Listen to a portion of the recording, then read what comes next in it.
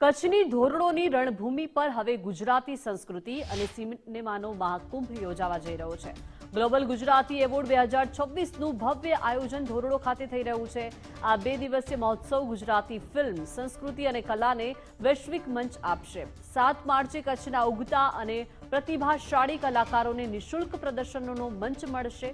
કોઈ ચાર્જ વગર સ્થાનિક કલાકારો પોતાની પ્રતિભા રાષ્ટ્રીય આંતરરાષ્ટ્રીય સ્તરે રજૂ કરી શકશે અને 8 માર્ચે ગુજરાતી ફિલ્મ ઇન્ડસ્ટ્રીઝના 40થી વધુ જાણીતા સેલિબ્રિટીઝ ધોરડો પહોંચશે। ગ્લેમર, મનોરંજન અને સન્માનનો આ વિશેષ સમારોહ કચ્છ માટે ગૌરવની ક્ષણ બની રહેશે। આયોજકોના જણાવ્યા અનુસાર આ એવોર્ડ સમારોહ દ્વારા કચ્છની સંસ્કૃતિ, પર્યટન અને કલા જગતને વૈશ્વિક ઓળખ અપાવવાનો પ્રયાસ છે।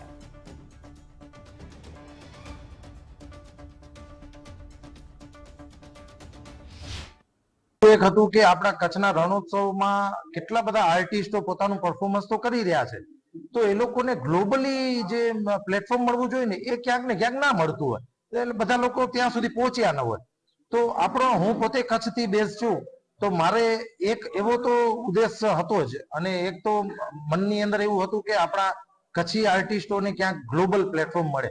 તો ગ્લોબલ કેવી રીતે મળવાનું છે, તો કે એટલા બધા આર્ટિસ્ટો અહીં આગળ આવશે તો એ લોકો આપણા આર્ટિસ્ટો સાથે એક તો પરિચયમાં આવશે, બીજું એ લોકોના અહીં આપણે પરફોર્મન્સ પણ રાખેલા છે, કેટલા બધા લોકો એમને સન્માનિત પણ કરશે।